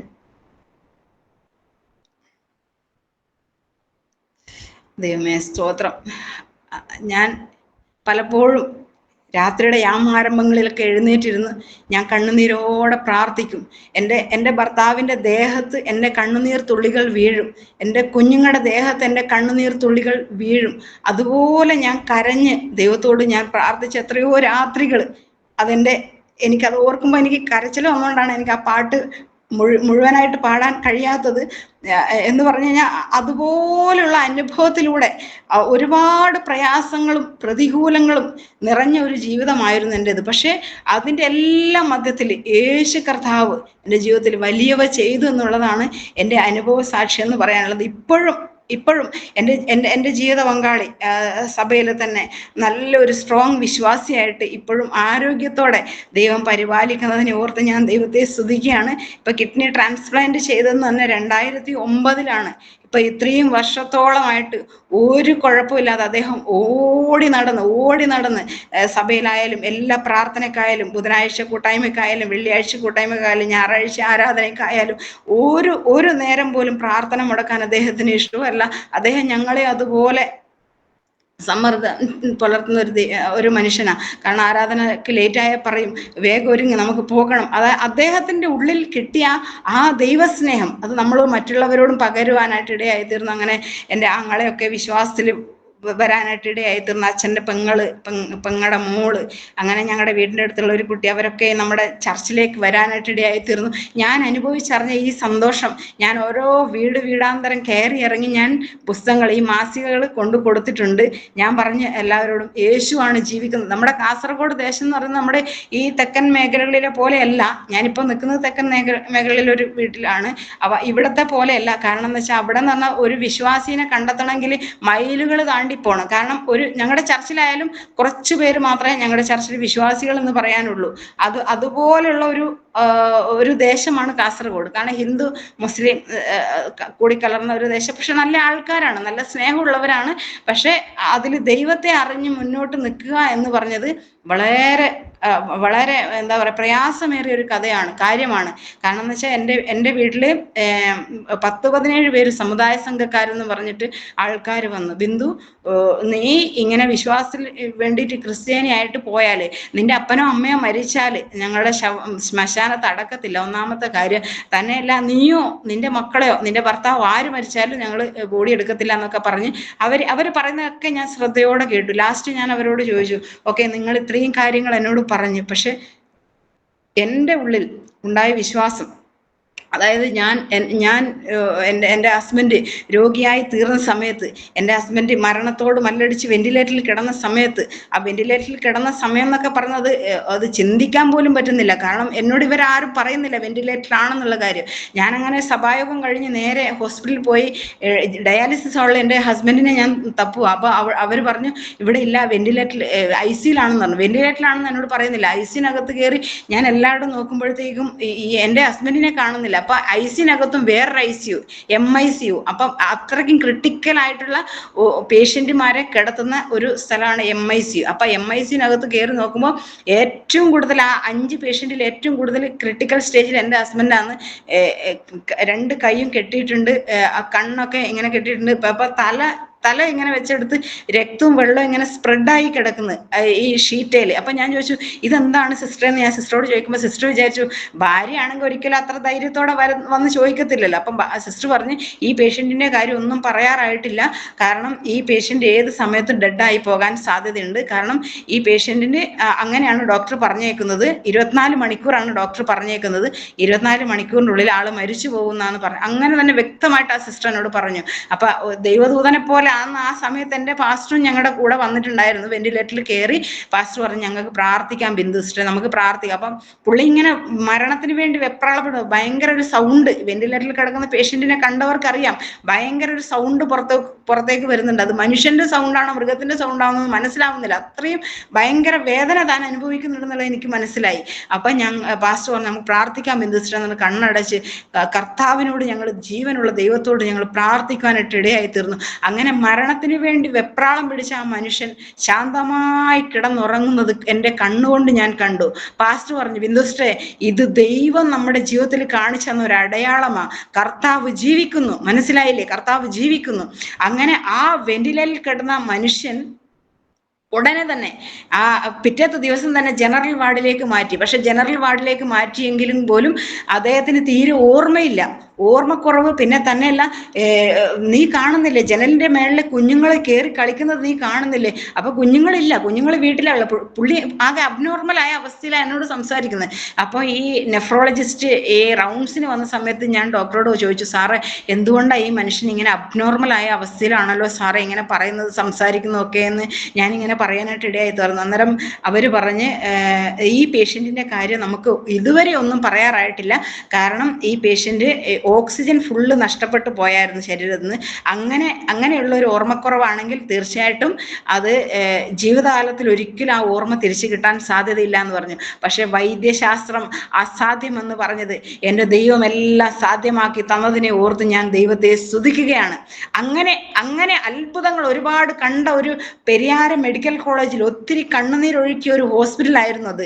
ഞാൻ ഈ 4 മണിക്കൂർ ഡയാലിസിസ് ചെയ്യുമ്പോൾ ഈ എൻ്റെ പുസ്തകം, ഈ കറുത്ത പുസ്തകം, വേദപുസ്തകം എടുത്തിട്ട് വായിക്കുമ്പോൾ എല്ലാവരും എന്നോട് ചോദിക്കും, നീ എന്താ ബിന്ദു ഈ കറുത്ത പുസ്തകം കൊണ്ട് വായിക്കുന്നത്? ഞാൻ പറയും, ഈ കറുത്ത പുസ്തകമാണ് എന്നെ വെളിച്ചത്തിലേക്ക് നയിച്ചതെന്ന് ഞാൻ അനേകരോട് പറയുവാനായിട്ട് ഇടയായി തീർന്നു. അങ്ങനെ ഒരു കുടുംബം, ഒരു കുടുംബത്തിൽപ്പെട്ട എന്നെ പോലെ ഒരു ഭാര്യയോട് ഞാൻ എൻ്റെ സുവിശേഷം പറഞ്ഞ് അവളും കുടുംബമായിട്ട് ഇന്ന് ദൈവത്തെ ആരാധിക്കുന്നു.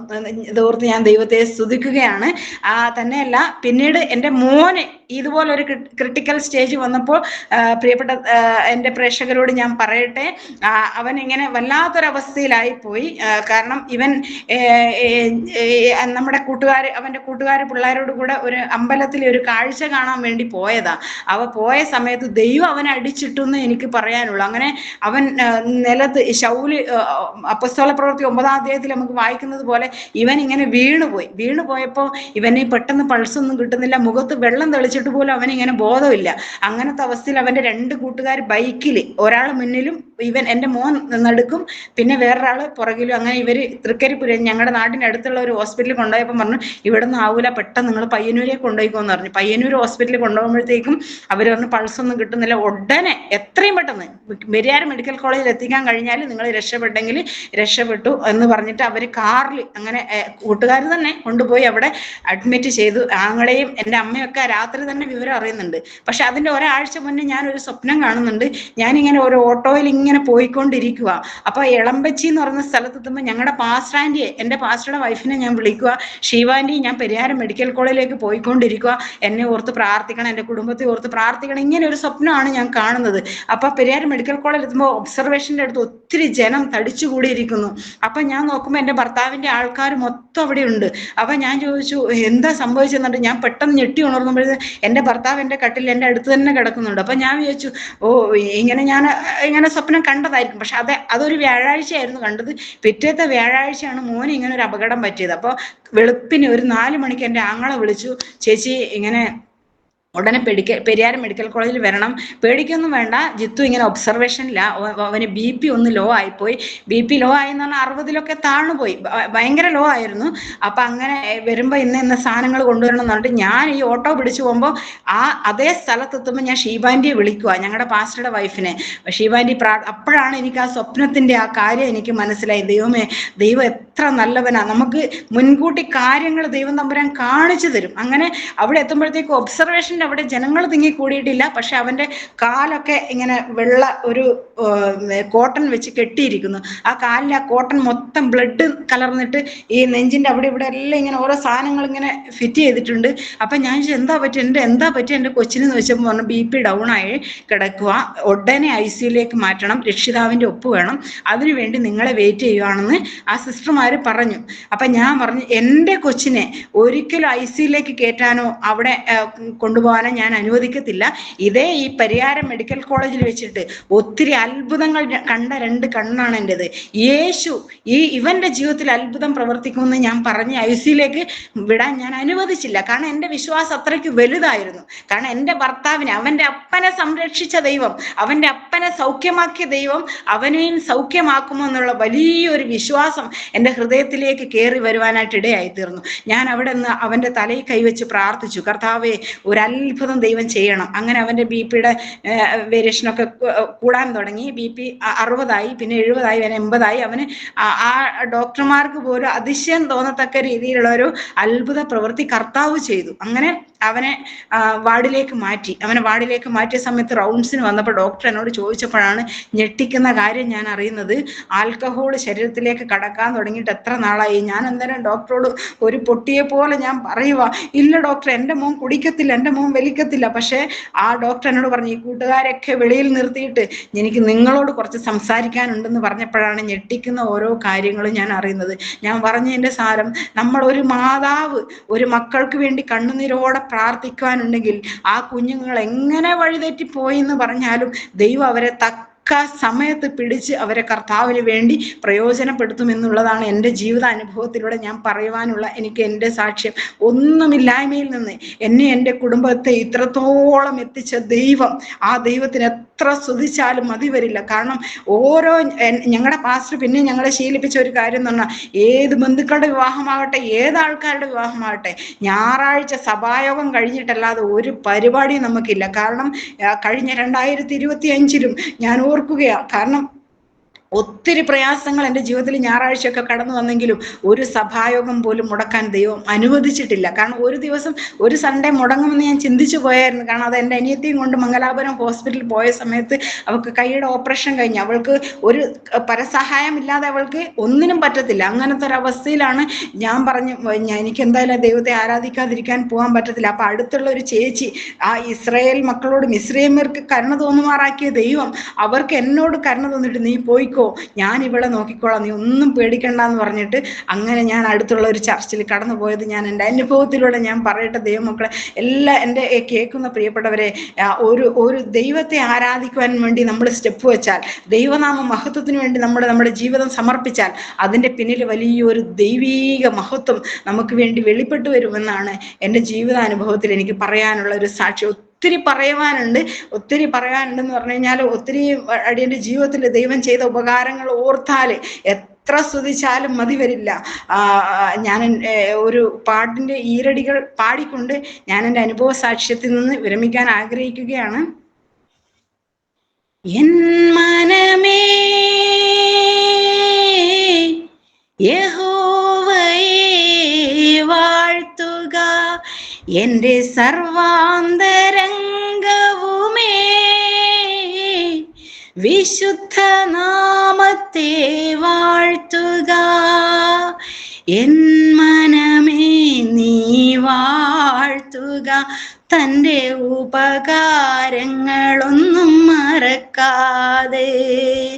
എൻ മനമേ നീ വാഴ്ത്തുക, തൻ്റെ ഉപകാരങ്ങളൊന്നും മറക്കാതെ. എൻ മനമേ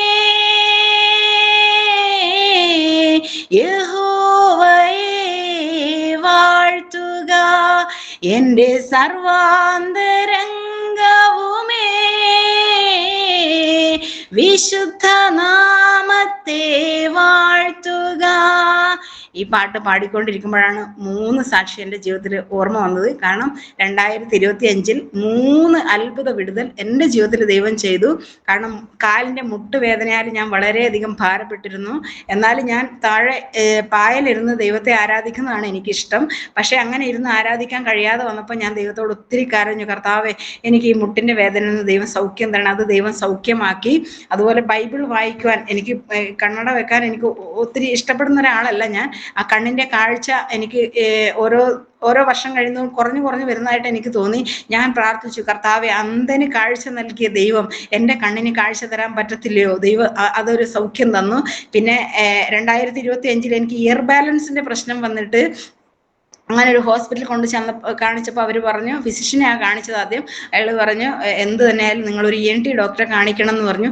പക്ഷെ അതിൻ്റെ മധ്യത്തിലും ദൈവത്തോട് ഞാൻ നിലവിളിച്ചു, കർത്താവെ ഇത്രയും അത്ഭുതം ചെയ്തു തന്ന ദൈവം എനിക്ക് ഈ ഇയർ ബാലൻസിന്റെ പ്രശ്നത്തിൽ നിന്ന് സൗഖ്യം തരത്തില്ലയോ? അങ്ങനെ പ്രാർത്ഥിച്ചു. ആ 2025 മെയ് 3-ാം തീയതി ഞാൻ ഇപ്പോഴും ഓർക്കുന്നു. അന്ന് മാറിയ ആ അസുഖം ഇന്നും വന്നിട്ടില്ല. ദൈവത്തിന് സകല മഹത്വം ഞാൻ ദൈവത്തിന് അർപ്പിക്കുകയാണ്. എന്നെ ഇത്രയും ശ്രവിച്ച എൻ്റെ പ്രേക്ഷകരോടും ജോയ്സ് ടിവിയോടും പാസ്റ്ററോടും ആൻറ്റിയോടും ഒക്കെ ഉള്ള നന്ദി അറിയിച്ചുകൊണ്ട് എൻ്റെ സാക്ഷ്യത്തിന് ഞാൻ വിരമിക്കുന്നു. ആമേൻ ആമേൻ ആമേൻ. ഓക്കെ ബിന്ദു സിസ്റ്ററെ, കർത്താവ് വിളിച്ചതും കർത്താവ് വേർതിരിച്ചതും കർത്താവ് നടത്തിയതും അത്ഭുതങ്ങളുടെ പരമ്പരകളിലൂടെ കർത്താവ് നടത്തി. നമ്മുടെ ദൈവം ഇന്നും ജീവിക്കുന്ന ദൈവമാണ്. അവൻ സഹായിക്കുന്ന ദൈവമാണ്. അവൻ സർവശക്തനായ ദൈവമാണ്. നമ്മൾ കർത്താവിനോട് അടുത്ത് ചെല്ലുമ്പോൾ നമ്മോട് അടുത്ത് വരുന്നവനായ കർത്താവ് ഏതെല്ലാം തരത്തിൽ രോഗത്തിൽ നിന്നും ദുഃഖത്തിൽ നിന്നും ജ്ഞാനം തരാനും എല്ലാം നമ്മുടെ കർത്താവിന് കഴിയും. കർത്താവിന് കഴിയാത്തതൊന്നുമില്ല. ആ കർത്താവിനെ ഹല്ലേലൂയ ഇത്രത്തോളം അനുഭവിച്ചറിയുവാൻ സിസ്റ്ററിൻ്റെ ജീവിതത്തിലെ കുടുംബമായി കർത്താവ് ഇടയാക്കിയതിനെ ഓർത്ത് ദൈവത്തിന് നന്ദി കരയേറ്റുന്നു. സിസ്റ്ററിലൂടെ നിങ്ങളുടെ കുടുംബങ്ങളിലൂടെ അനേകരെ കർത്താവിനെ കണ്ടുമുട്ടുവാനിടയായി തീരട്ടെ. കർത്താവ് നിങ്ങളെ അനുഗ്രഹിക്കട്ടെ. ഞങ്ങളോടൊപ്പമായിരുന്നതിൽ ഞങ്ങൾക്കും സന്തോഷമുണ്ട്. God bless you sister. ഒന്ന് പ്രാർത്ഥിച്ചാട്ടെ. ഹല്ലേലൂയ. സ്തോത്രം. പരിശുദ്ധന നിത്യനുമായ ഞങ്ങളുടെ ദൈവമേ, സ്വർഗീയ നല്ല പിതാവേ, അനുഗ്രഹിക്കപ്പെട്ട ഈ സന്ധ്യാവേളയിൽ കർത്താവെ പ്രിയ ജോയ്സ് ടിവിയിലൂടെ പ്രിയ ആന്റിയോടും കർത്താവെ പ്രിയ ദേവദാസിനോടും എല്ലാം ഒരുമിച്ച് കർത്താവിനെ സാക്ഷിപ്പാൻ ദൈവം തന്ന സാവകാശത്തിനായി ഞാൻ നന്ദി പറയുന്നു. കർത്താവെ ദൈവമേടി എൻ്റെ ഈ സാക്ഷ്യം ശ്രവിക്കുന്ന എല്ലാ പ്രേക്ഷകരെയും എല്ലാ പ്രിയപ്പെട്ടവരെയും ദൈവത്തിന്റെ കരങ്ങളിൽ വഹിച്ചുകൊണ്ട് ഞാൻ പ്രാർത്ഥിക്കുന്നു. അടിയന്റെ ജീവിതത്തിൽ അത്ഭുതങ്ങളെ ചെയ്ത ദൈവം, അടിയന്റെ ജീവിതത്തിൽ സൗഖ്യം തന്നവനായ കർത്താവ്, ഇതാരൊക്കെ കേൾക്കുന്നുണ്ടോ, ആരൊക്കെ കാണുന്നുണ്ടോ, അവരൊക്കെ ദൈവമേ സൗഖ്യം പ്രാപിക്കാൻ, വിടുതൽ പ്രാപിക്കുവാൻ, ഈ ജീവനുള്ള ദൈവത്തിന്റെ സന്നിധിയിലേക്ക് അടുത്തു വരുവാൻ തക്കോണോ സ്വർഗത്തിലെ ദൈവം ഇടയാക്കുമാറാകണമേ എന്നോട് പ്രാർത്ഥിക്കുന്നു. കർത്താവേ, ദൈവത്തിന് അസാധ്യമായ ഒന്നുമില്ല, മനുഷ്യനാൽ അസാധ്യം, എന്നാൽ ദൈവത്തിന് സകലവും സാധ്യമെന്ന് കർത്താവിന്റെ വചനത്തിലെ അടിയങ്ങൾ വായിക്കുന്നത് പോലെ ദൈവം അത്ഭുതങ്ങളുടെ ദൈവമായിരിക്കാൻ സ്തോത്രം. ഏകനായി മഹാത്ഭുതങ്ങളെ പ്രവർത്തിക്കുന്നവന് അവന്റെ ദയ എന്നേക്കുമുള്ളതെന്ന് കർത്താവിന്റെ വചനം പറയുന്ന പോലെ ദൈവം ഞങ്ങളെ ഹല്ലേലൂയ സൗഖ്യമാക്കുകയും വിടുവിക്കുകയും എല്ലാം ചെയ്യുന്ന ദൈവമായിരിക്കാൻ നന്ദിയോടെ സ്തുതിക്കുന്നു. കർത്താവെ, ഒരിക്കൽ കൂടി കർത്താവിന്റെ കരങ്ങളെ അടിയനെ തന്നെ സമ്പൂർണ്ണമായി സമർപ്പിക്കുകയാണ്. പ്രാർത്ഥനയാചന അങ്ങ് ശ്രദ്ധ വെച്ച് കേട്ടിരിക്കാൻ നന്ദി പറയുന്ന സകലവും ഞങ്ങൾക്കായി ജീവൻ തന്ന യേശുവിന്റെ നാമത്തിൽ തന്നെ പിതാവേ. ആമേൻ.